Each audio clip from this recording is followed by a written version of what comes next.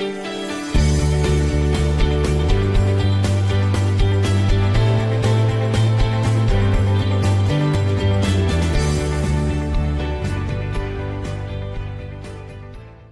Friends, जब से नोटबंदी हुई है उसके बाद से आपने देखा होगा कि डिजिटल ट्रांजैक्शंस का बहुत ज़्यादा चलन हो गया है। अब जो है फिजिकल कैश का जो चलन है वो काफ़ी कम हो गया है। तो अब जब से ये डिजिटल ट्रांजैक्शंस बढ़ने शुरू हुए हैं तब से जो है आपने देखा होगा कि इनकम टैक्स डिपार्टमेंट भी उसने भी अपने सिस्टम के अंदर काफ़ी सारे चेंजेस किए हैं। वो भी अब जो डिजिटल ट्रांजैक्शंस हैं या जो कैश ट्रांजैक्शंस हैं उन सबको अच्छे से मॉनिटर कर पाता है। तो उसने अपने मॉनिटरिंग सिस्टम जो है बहुत ज़्यादा अभी स्ट्रॉन्ग कर लिए हैं। तो फ्रेंड्स, हम में से काफ़ी लोगों को बैंक से जब हम कोई ट्रांजैक्शन करते हैं, बैंक से जो भी हम पैसे का लेन देन करते हैं या बाहर कोई खरीद फरोख्त करते हैं, तो उस वक्त हमें कई बार कई चीज़ों का नॉलेज नहीं होता है और हम जाने अनजाने कोई ऐसी ट्रांजैक्शन कर बैठते हैं जिससे कि कई बार कुछ लोगों को इनकम टैक्स का नोटिस भी आ जाता है। तो फ्रेंड्स, अब वो ऐसी कौन सी ट्रांजैक्शंस हैं जिनको करते समय हमें ये ध्यान रखना चाहिए कि उनकी क्या लिमिट्स है और हमें कौन सी ट्रांजैक्शन किस तरह से करनी चाहिए और कितनी अमाउंट तक करनी चाहिए या कैसे करनी चाहिए। तो फ्रेंड्स, आज का ये मेरा वीडियो उसी टॉपिक पर है। मैं आर के सोनी आज आपको बताऊंगा 10 ऐसी ट्रांजैक्शंस जिस पर आमतौर पर इनकम टैक्स डिपार्टमेंट की नज़र रहती है। तो आज का जो मेरा वीडियो बनाने का पर्पज़ है वो सिर्फ आपके नॉलेज के लिए है, आपको नॉलेज देने के लिए। मेरा कोई पर्पज़ आपको डराने के लिए नहीं है। और ये जो मैं इन्फॉर्मेशन आपको देने जा रहा हूँ, ये सारी की सारी इन्फॉर्मेशन मैंने इनकम टैक्स की वेबसाइट से ली है और आप भी वहाँ पर इनकम टैक्स की वेबसाइट पर जाकर इस इन्फॉर्मेशन को क्रॉस चेक कर सकते हैं। इसमें कोई दिक्कत नहीं है। तो फ्रेंड्स, इससे पहले कि हम आगे बढ़ें, मैं आपसे रिक्वेस्ट करूंगा कि आपने अभी तक अगर मेरा चैनल सब्सक्राइब नहीं किया है तो आप इसको तुरंत सब्सक्राइब कर लें, जिससे नेक्स्ट टाइम मेरे नए आने वाले वीडियो आपको तुरंत मिल जाए। तो फ्रेंड्स, चलिए शुरू करते हैं। तो देखिए फ्रेंड्स, वो 10 ट्रांजेक्शन ऐसी कौन सी हैं जिस पर इनकम टैक्स की नज़र रहती है। तो उन 10 ट्रांजेक्शन्स को करते समय आपको हमेशा ध्यान रखना है कि आपको कितनी लिमिट में वो ट्रांजेक्शन करनी है। तो चलिए, सबसे पहली जो ट्रांजेक्शन है वो है सेविंग बैंक अकाउंट से रिलेटेड। तो सेविंग बैंक अकाउंट में अगर आप एक साल के अंदर 10 लाख से ज़्यादा कैश जमा करते हैं या निकालते हैं तो उसकी इन्फॉर्मेशन बैंक को, इनकम टैक्स डिपार्टमेंट को देनी होती है। तो अगर कोई व्यक्ति ऐसा करता है कैश की ट्रांजैक्शन, यानी वो कैश 10 लाख से ज़्यादा अगर एक साल में जमा कराता है या निकालता है, तब आपके पास इनकम टैक्स का नोटिस आ सकता है। तो उस केस में आपके पास कोई वैलिड रीज़न होना चाहिए। अगर आपके पास उसकी जस्टिफिकेशन है तब आपको डरने की ज़रूरत नहीं है। लेकिन अगर आपके पास कोई ऐसी वैलिड रीज़न नहीं है या कोई जस्टिफिकेशन नहीं है, तब आपको उनके नोटिस का जवाब देना होगा और आपके पास नोटिस आ सकता है। तो आपको इस चीज़ का ख्याल रखना है कि एक साल के अंदर आपको 10 लाख से ज़्यादा कैश या ना ही डिपॉजिट करना है और ना ही विड्रॉ करना है। अब वो 10 लाख चाहे वो वन टाइम में हो, चाहे वो 2-2 लाख करके आपने 5 बार में निकाला हो, तो पूरे साल का वो कैलकुलेट किया जाता है। तो फ्रेंड्स, जो दूसरी ट्रांजैक्शन है वो है करंट अकाउंट से रिलेटेड। तो करंट अकाउंट में अगर आप एक फाइनेंशियल ईयर में आप अगर 50 लाख से ज़्यादा कैश डिपॉजिट करते हैं या विड्रॉ करते हैं तो भी आपको इनकम टैक्स डिपार्टमेंट का नोटिस आ सकता है। अगर आपके पास उसकी कोई जस्टिफिकेशन है, कोई वैलिड रीज़न है, वैलिड जस्टिफिकेशन है, तब आपको डरने की ज़रूरत नहीं है। आप उनको बता सकते हो कि ये पैसा मेरे पास इस जगह से आया था, इस रीजन से आया था, तब कोई दिक्कत नहीं है। तो वो 50 लाख की जो ट्रांजैक्शन है वो भी इसी तरह से है। मान लीजिए आपने 10-10 लाख करके 5 बार में कैश निकाला है या कैश जमा किया है। तो अगर 50 लाख की ट्रांजैक्शन एक साल के अंदर अगर आपके करंट अकाउंट में होती है तो आपको इनकम टैक्स नोटिस भेज सकता है। तो फ्रेंड्स, जो तीसरी ट्रांजैक्शन है वो है एफडी अकाउंट से रिलेटेड। अगर आप एक साल के अंदर 10 लाख से ज़्यादा एफडी करते हैं किसी भी बैंक के अंदर, तब भी आपको बैंक नोटिस भेज सकता है। अब ये 10 लाख जो है, चाहे वो डिजिटल हो या वो कैश में आपने एफडी की हो, वो दोनों को इंक्लूड कर कर है। अब इस चीज़ से फर्क नहीं पड़ता, वो चाहे आपने कैश में एफडी कराई हो, चाहे आपने डिजिटल कराई हो या दोनों तरीके से कराई हो, दोनों मिला के अगर 10 लाख या इससे ज़्यादा हो जाती है तब आपको इनकम टैक्स डिपार्टमेंट जो है वो नोटिस भेज सकता है। अब अगर आपकी पहले से कोई एफडी अकाउंट में चल रही थी तो और वो रिन्यू की है आपने उसी साल में, तब उस केस में कोई दिक्कत नहीं है। लेकिन आपने कोई नई एफडी अगर की है, नए सिरे से कोई नई एफडी अगर उस साल के अंदर, एक पर्टिकुलर ईयर के अंदर आपने की है, तब आपको इनकम टैक्स डिपार्टमेंट नोटिस भेज सकता है। तो फ्रेंड्स, चौथी ट्रांजैक्शन है क्रेडिट कार्ड के बिल से रिलेटेड।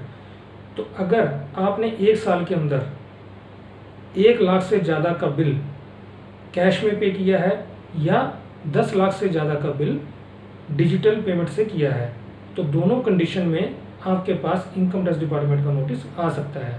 यानी अगर आपने कैश में 1 लाख से कम किया है या डिजिटल पेमेंट से ऑनलाइन किया है, नेट बैंकिंग से किया है, तो उससे कोई दिक्कत नहीं है। लेकिन अगर वो 10 लाख से ज़्यादा अमाउंट है तो आपको इनकम टैक्स डिपार्टमेंट नोटिस भेज सकता है। तो फ्रेंड्स, जो 5वीं ट्रांजैक्शन है वो है डिमांड ड्राफ्ट को लेकर। तो डिमांड ड्राफ्ट, अगर आपने एक साल के अंदर, एक फाइनेंशियल ईयर के अंदर 10 लाख से ज़्यादा कैश डिपॉजिट करके अगर आपने डिमांड ड्राफ्ट बनवाया है, तब भी आपको इनकम टैक्स डिपार्टमेंट नोटिस भेज सकता है। तो इस केस कोई वैलिड जस्टिफिकेशन है तब कोई दिक्कत नहीं है। अगर आपके पास वैलिड जस्टिफिकेशन नहीं है तब आपके लिए दिक्कत हो सकती है। तो उस केस में आपके पास वैलिड जस्टिफिकेशन होना बहुत ज़रूरी है। तो फ्रेंड्स, जो 6th ट्रांजैक्शन है वो है बाइंग ऑफ शेयर्स। अगर आपने एक फाइनेंशियल ईयर के अंदर 10 लाख से ज़्यादा के किसी भी कंपनी के शेयर बाय किए हैं, आपने चाहे कैश देकर बाय किए हैं या डिजिटल पेमेंट से किए हैं, कैसे भी किए हैं या दोनों को मिलाकर किए हैं, तब भी इनकम टैक्स डिपार्टमेंट आपको नोटिस भेज सकता है। क्योंकि जिस भी कंपनी के अगर आप 10 लाख से ज़्यादा शेयर एक फाइनेंशियल ईयर के अंदर खरीदेंगे, तो उस कंपनी की रिस्पॉन्सिबिलिटी होती है इनकम टैक्स डिपार्टमेंट को इन्फॉर्म करना कि फ़लाँ व्यक्ति ने हमारी कंपनी के 10 लाख से ज़्यादा के शेयर इस साल में खरीदे हैं। तो वो उनकी डिटेल इनकम टैक्स डिपार्टमेंट को भेजता है। तो फ्रेंड्स, इसी तरह से जो 7th ट्रांजैक्शन है वो है म्यूचुअल फंड। तो इसी तरह से अगर म्यूचुअल फंड भी अगर आप एक फाइनेंशियल ईयर में 10 लाख से ज़्यादा के कैश या डिजिटल किसी भी तरह से अगर आप लेते हैं, तो उस केस में भी वो म्यूचुअल फंड की कंपनी जो एसेट मैनेजमेंट कंपनी होती है, उसकी भी ड्यूटी होती है, वो रिस्पॉन्सिबल होती है उसके लिए इनकम टैक्स डिपार्टमेंट को इन्फॉर्म करने के लिए। तो वो इनकम टैक्स डिपार्टमेंट को इन्फॉर्म कर देती है कि इन फलां व्यक्तियों ने 10 लाख से ज़्यादा की ट्रांजेक्शन्स हमारे म्यूचुअल फंड के अकाउंट्स में की है। तो इस तरह से फ्रेंड्स, आपको ये ट्रांजेक्शन्स करने से पहले हमेशा ध्यान रखना है कि 10 लाख से ज़्यादा ट्रांजेक्शन जो है आपके कोई भी शेयर या म्यूचुअल फंड की नहीं होनी चाहिए। तो फ्रेंड्स, जो 8th ट्रांजेक्शन है वो है फॉरेक्स अकाउंट को लेकर, यानी फॉरेक्स यानी फॉरेन एक्सचेंज से संबंधित। अगर आप एक फाइनेंशियल ईयर के अंदर 10 लाख से ज़्यादा की फॉरेन करेंसी एक्सचेंज कराते हैं, फॉरेन करेंसी लेते हैं, तो उस केस में भी आपको इनकम टैक्स डिपार्टमेंट नोटिस भेज सकता है। क्योंकि वो ये देखते हैं कि अगर कोई व्यक्ति 10 लाख से ज़्यादा की फॉरेन करेंसी एक्सचेंज करा रहा है, यानी इसका मतलब वो 10 लाख से ज़्यादा का अमाउंट जो है फॉरेन ट्रैवल पर खर्च कर रहा है। तो जो व्यक्ति अगर फॉरेन ट्रैवल पर 10 लाख का खर्च कर रहा है, तो इट मीन्स वो उसको नोटिस भेज सकते हैं। तो फ्रेंड्स, जो 9th ट्रांजेक्शन है वो है बाइंग ऑफ प्रॉपर्टी। अगर आप कोई भी प्रॉपर्टी एक फाइनेंशियल ईयर के अंदर 30 लाख से ज़्यादा की अगर बाय करते हैं, यानी उसकी रजिस्ट्री कराते हैं, यानी उसकी रजिस्ट्री अगर 30 लाख की कराते हैं, आप रजिस्टर्ड वैल्यू उसकी जो है अगर वो 30 लाख है, तो वो रजिस्ट्रार की ड्यूटी होती है इनकम टैक्स डिपार्टमेंट को इन्फॉर्म करने की कि फलां व्यक्ति ने 30 लाख या उससे ज़्यादा की प्रॉपर्टी हमारे से रजिस्टर्ड करवाई है। तो उस केस में इनकम टैक्स डिपार्टमेंट का नोटिस आपको आ सकता है। ये फ्रेंड्स, मैं जो आपको बता रहा हूँ ये रजिस्ट्रेशन वैल्यू है, यानी रजिस्ट्री की वैल्यू है। रजिस्ट्री अब एक्चुअल में आप जानते हैं कि हमारे हिंदुस्तान के अंदर जो प्रॉपर्टी की जो मार्केट वैल्यू होती है वो हमेशा ज़्यादा होती है, लेकिन रजिस्ट्रेशन वैल्यू जो हमेशा कम होती है। तो यानी हो सकता है वो प्रॉपर्टी 50 लाख की हो, लेकिन अगर उसकी रजिस्ट्रेशन वैल्यू 30 लाख है, 30 लाख से ज़्यादा है, तब इनकम टैक्स डिपार्टमेंट को इन्फॉर्मेशन दी जाती है। लेकिन अगर आपकी रजिस्ट्रेशन वैल्यू सपोज 25 लाख है या 28 लाख है, तो उस केस में रजिस्ट्रार वो इन्फॉर्मेशन जो है इनकम टैक्स डिपार्टमेंट को नहीं देता है। तो फ्रेंड्स, इस तरह से आपकी जो 10th ट्रांजेक्शन है वो बहुत इंपॉर्टेंट है।